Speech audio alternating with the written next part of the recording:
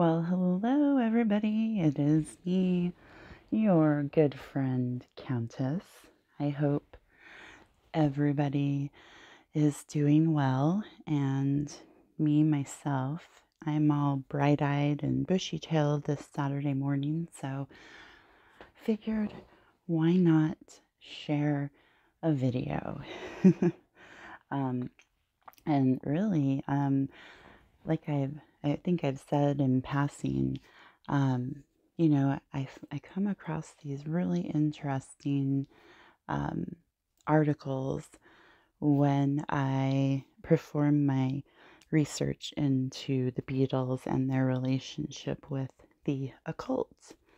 And today I have another one for you guys.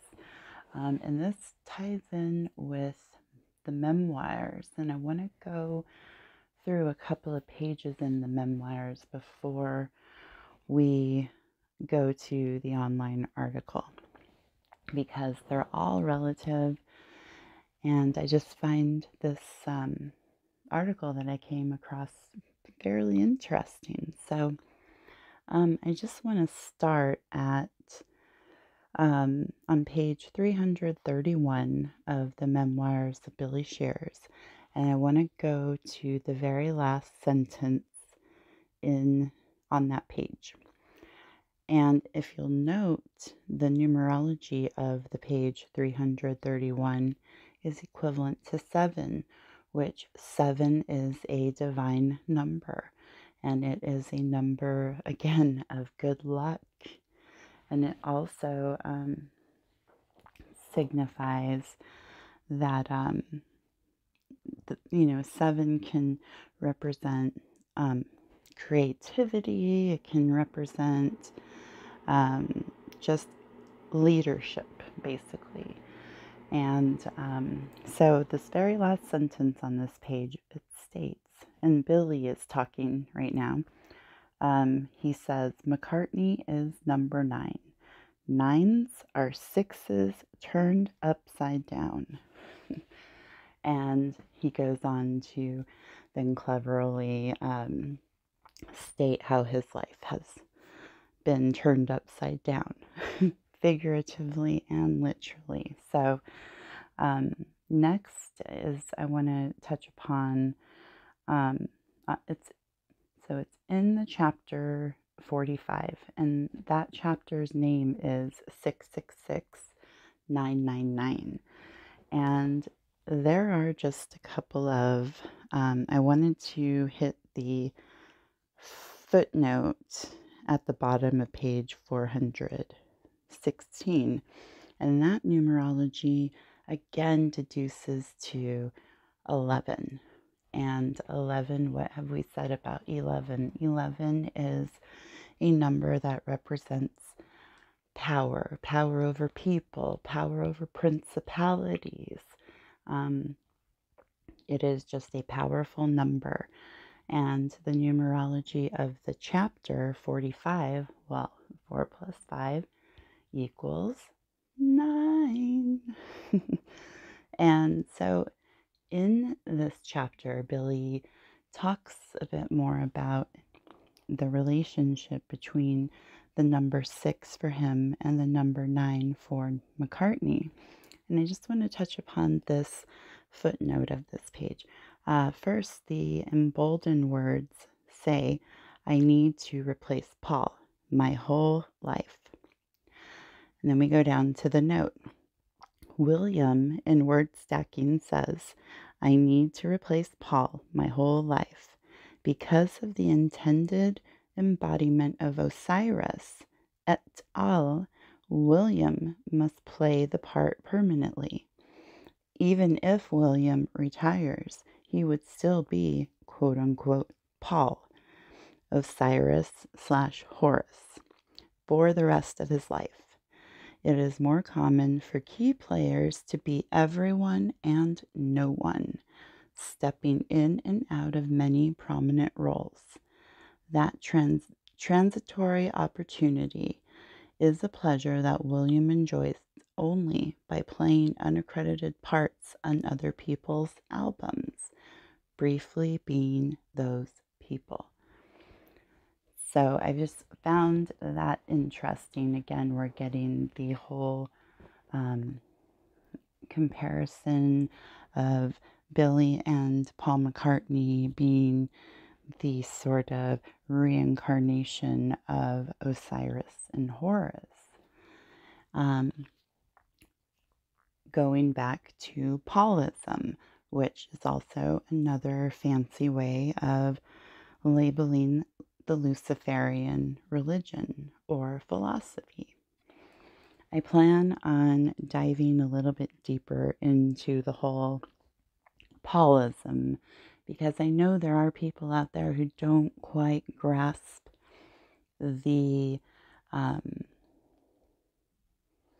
severity of Paulism and that how we all are subjugated to Paulism every single day, especially those of us who are avid Beatles fans. So, anyways, let's continue. So, going from page 416, I want to start with at the very bottom, he says, "My world turned," and then going to 417, "My world turned downside up, flipping my 666 over to become 999. I went from sixes to nines. In no time at all, my number 666 was flipped to number 9, number 9, number 9. As I have said, the ominous message from the EMI's engineers, number 9, played backward, sounded very much like 'Turn Me On, Dead Man.' McCartney with 9 letters. Yes, 9 letters spells McCartney. Being the dead man made it extra eerie in the song Revolution 9. So then he goes down to say, Revolution 9, John wanted it to sound like Paul's Revolution. The reason why he played the Revolution 1 so slowly is that he wanted to contrast all of the havoc of Revelation 9.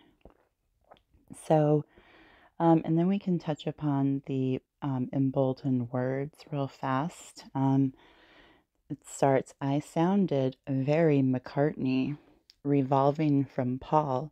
We revolved the whole world. Old Paul is the world. I have not intended chaos so well. Ordo ab chaos. Order out of chaos." Yeah. If we look at the numerology too of this page 417, that reduces down to the number 3. And then again, guys, what did we learn about the number 3? The number 3 is the most perfect and divine number from which all other numbers are spawned. So I just find that pretty interesting because it also plays with the idea of the whole Osiris and Horus myth, And Billy says, "My world got turned downside up." He's very clever, isn't he? So I want to go to page 419, and that page, the emboldened words are, "John felt it move Paul through an energy dance of number 9. Consider the clues in these Revolution 9 segments, mostly backwards. He hit a pole. Get him to see a surgeon. He went to a dentist instead. They gave him a pair of teeth that weren't any good at all to identify him. So my wings are broken." Then we go to page 420, 420, which that numerology, funny enough, reduces to the number 6, which represents our good friend Billy McCartney. The emboldened words on this page: the broken bird flies into death. The blackbird, I would take his broken wings and learn to do it through me. It's why I named my band Wings. Well, yeah, that and you are the winged beetle, Mr. Billy McCartney. But we'll save that for another day. Pardon me. All right, so my wings are broken, and I want to go down to this footnote about on this page. William presents his perspective of taking the broken bird and flying with it. However, to get to the heart of the matter, we must also see it from Paul's perspective. Paul is not the broken bird, but is the soul possessing it, working through that body before it breaks, which puts all in motion for him to enter a new form. Like a phoenix, parut ut viviat. He dies in order to live. In a Lennon-McCartney song written for John as if singing to Paul, I lost my place. In a Lennon-McCartney song written for John as if singing to Paul, he says, when your bird is broken, will it bring you down? You may be awoken, I'll be round. And that's from And Your Bird Can Sing, obviously. After Paul's body is broken and he awakens in another, John would still be there for him. John would make it work with the band.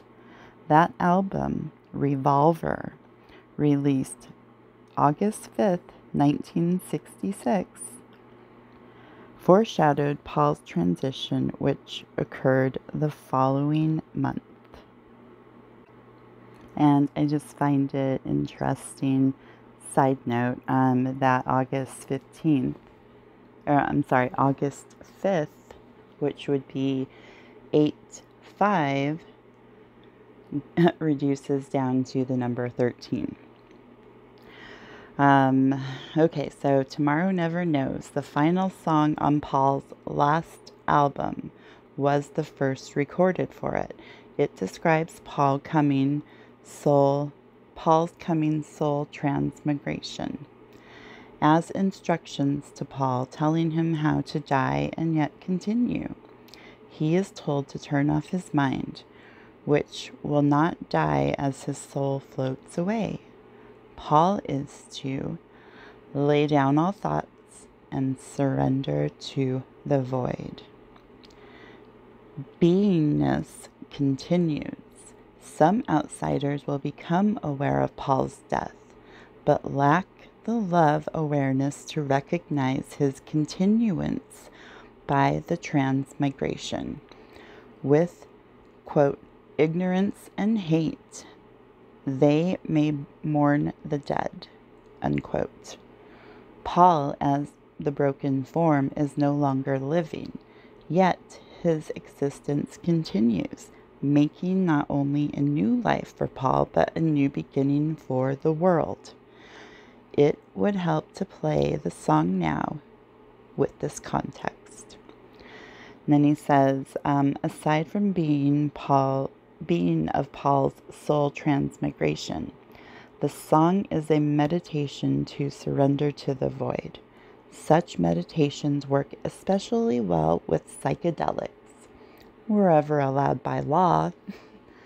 This song draws ideas from the psychedelic experience, a manual based on the Tibetan Book of the Dead by Timothy Leary, Richard Alpert, Ram Dass, and Ralph Metzner.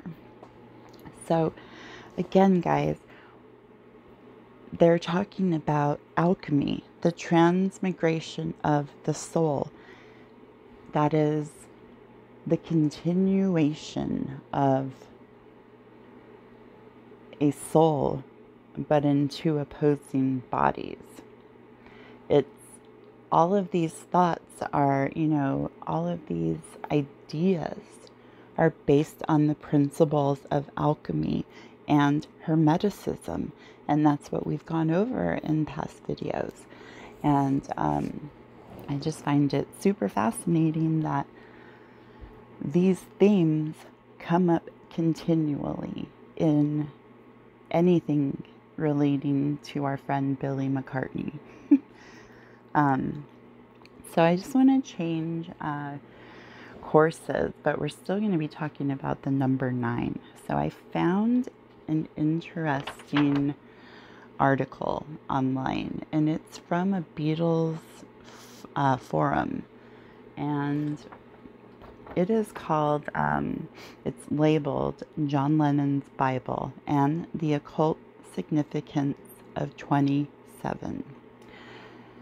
So let us take a look at what this interesting bit of information has to tell us. Okay, so it begins.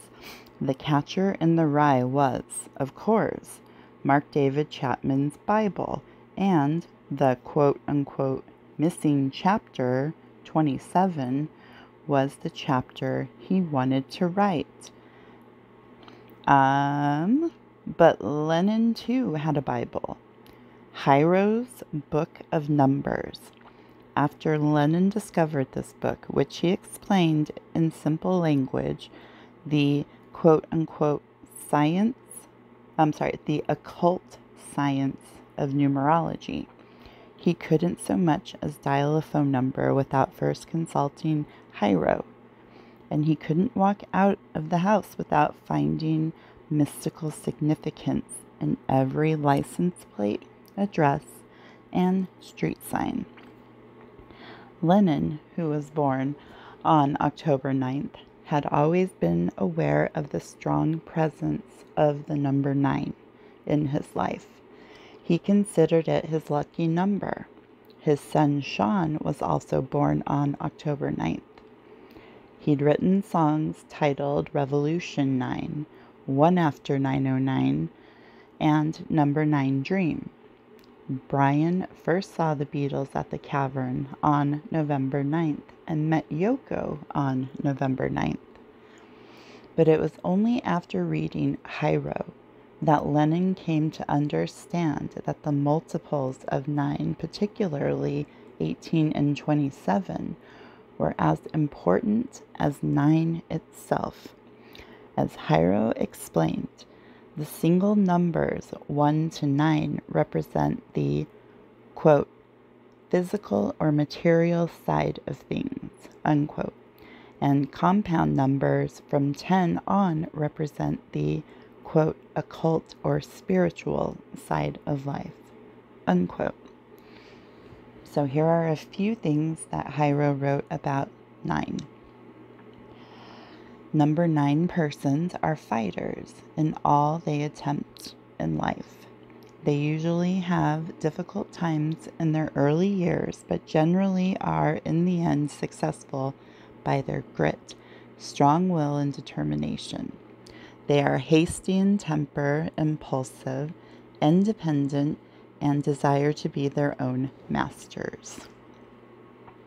When number 9 is noticed to be more than usually dominant in the dates and events of their lives, they will be found to make great enemies, to cause strife and opposition wherever they be, and are often wounded or killed either in warfare or in the battle of life. Aren't we all eventually wounded or killed in the battle of life? I'm just saying. Anyways, to continue. They have great courage and make excellent leaders in any cause they espouse. Their greatest dangers arise from the foolhardiness and impulsiveness in word and actions. They generally have quarrels and strife in their home life. They strongly resent criticism. They like to be looked up to and recognized as head of the house. For affection and sympathy, they will do almost anything, and men of this number can be made the greatest fools of if some woman gets to pulling at their heartstrings. Interesting. The number 9 is the only number that, when multiplied by any number, always reproduces itself. The number 9 is an emblem of matter that can never be destroyed. Right there, guys. The number 9 is an emblem of matter that can never be destroyed. Doesn't that fit in with the whole transmigration of Paul's soul? Yeah. So I lost my train. I lost where I was. I'm so sorry. The number 9 is an emblem of matter that can never be destroyed. At the 9th hour, the Savior died on the cross. All ancient races encouraged a fear of the number 9. The number 9 is considered a fortunate number to be born under, provided the man or woman does not ask for a peaceful or monotonous life and can control their nature by not making enemies. The symbol for number 18, Hiro wrote, is a rayed moon from which drops of blood are falling. A wolf and a hungry dog are seen below catching the falling drops of blood in their open mouths, while still lower a crab is hastening to join them. It is symbolic of materialism, striving to destroy the spiritual side of the nature. So just pause there. This little bit obviously is talking about the Moon Tarot deck and the standard Rider-Waite version of the moon. And another thing, the moon is the 18th card in the Major Arcana deck. I'm sorry, in the Major Arcana cards. And I was thinking about it, and that I don't remember where it was, but I had read something in my last video when I was talking about moon worship and how the number 9 is associated with the moon. Well, and it said something like 9 and its square of 81. Well, duh, the square root of 81 is 9. I just figured that out. Thanks a lot. And then 8 plus 1 equals 9. So yeah, it just reproduces itself. So again, it is the perfect number to represent Paul McCartney. Again, the eternity, the infinite cycle of his soul being transmigrated throughout time so that he may live still, but through another physical vessel. It's pretty deep stuff, guys. So the number 9 generally associates a person with bitter quarrels, even family ones, war, social upheavals, revolutions, and in some cases, it indicates making money and position through wars. It is a warning of treachery, deception by others, also danger from explosions. When this compound number appears in working out dates in advance, such a date should be taken with a great amount of care, caution, and circumspection. Lennon spent a great deal of time making notes on the, quote, birth numbers, unquote, and calculating according to Hiro's arcane formula. the name numbers, quote unquote, of those closest to him. There were 9s and 18s everywhere. Yoko Ono was born on February 18th. Paul McCartney was born on June 18th. John equals 18 or 9. According to Hiro's laws, all compound numbers should be reduced to a single number. Yoko Ono equals 9. Sean Ono Lennon equals 9. Paul McCartney equals 9. Richard Starkey, Ringo's real name, equals 9. Mimi Smith, the aunt who raised John, equals 9. The Dakota on West 72nd Street, there you go, it's 27 reversed, equals 9. And it was built in 1881, which equals 18 or 9. And the year 1980 was also an 18 or 9. And 1980 was when, I believe it was 80 or 81 when John Lennon was assassinated. I'm going to have to look that up. Prepare for insert correction edit here. Okay. So, yeah, guys, the rest of the article talks about how to set up, giving a numerical value for each letter in the alphabet. And you can see it. The chart for calculating name numbers is right down here if you guys want to try it out and see what you guys come up with. I just found this to be very intriguing, especially considering everything that we have gone over thus far on my channel here.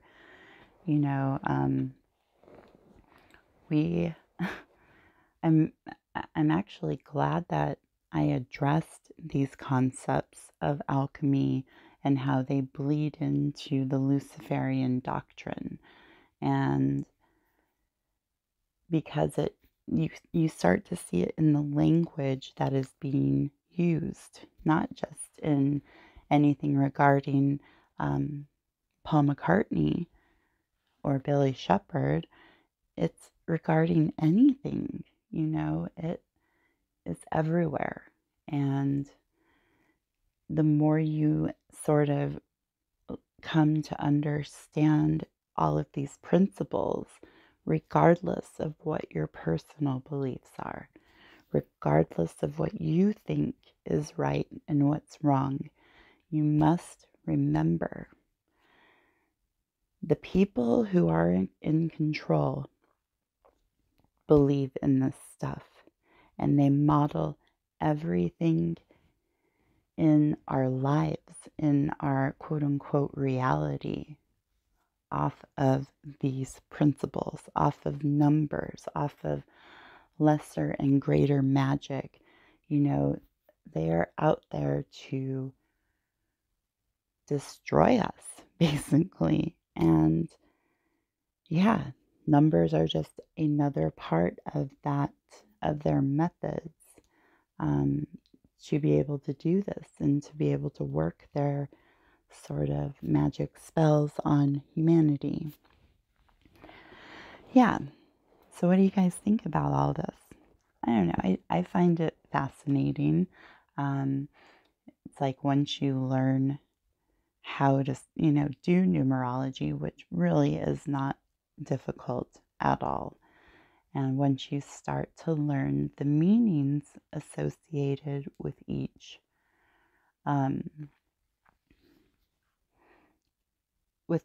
of them, you will start to, again, see all of this language in multiple different areas in our life. And yeah. So,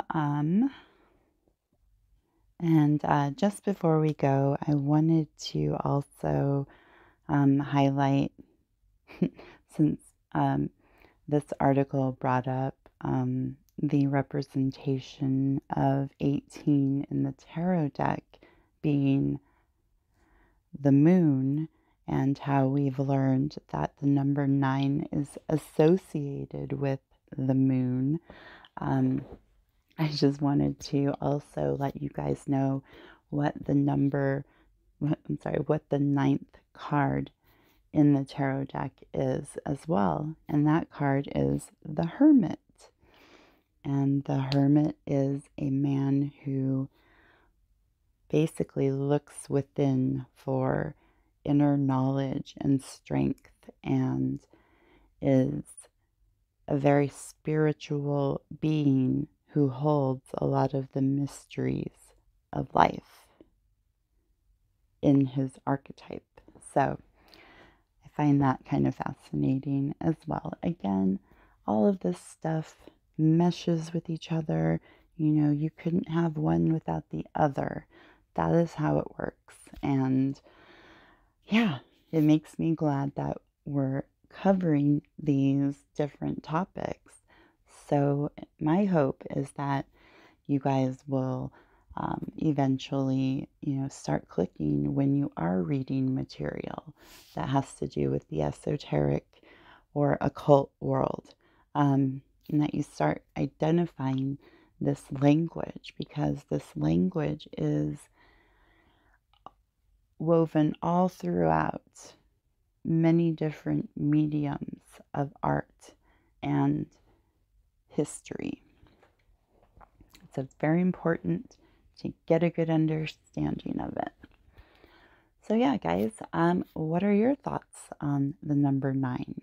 What do you think about John Lennon's, obsession with the number 9? I find it quite fascinating, and I really find it fascinating how the number 9 was woven into so many Beatles and even solo projects in so many of their songs. Obviously means something of significance, right? Anyways, guys, that's all I have for you now. I really hope that you have a wonderful weekend. I'm just going to finish up my tea here and edit this video, and I will put it out. So if you guys, again, have any suggestions on what you would like me to do a tarot reading on that pertains to the subject at hand, please let me know. Please like and subscribe to my channel, and thank you so much to all of you who have already done so. And if you're here with me at the end, I just want to say thank you so much for indulging me and listening to my raspy, awful voice. I wish nothing but the best for all of you guys. And so until the next video, I will say adieu. Bye. Just a good replica. Just a good replica. Just a good replica. Just a good replica. I don't try and analyze too much. I think it's dangerous. It's like believing your own myth, you know? We mean walrus.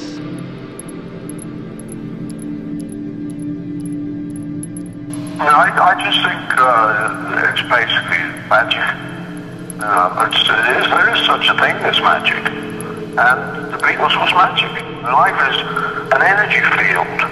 And, it's just a bunch of molecules, These particular molecules formed to make these 4 guys that then formed into this band called the Beatles, did all that work, and I have to think there's what we humans call magic, something metaphysical, something very alchemic, something very magical happened. The songs were very well structured. I think there just is also a physical strength to them. I think that it's well done.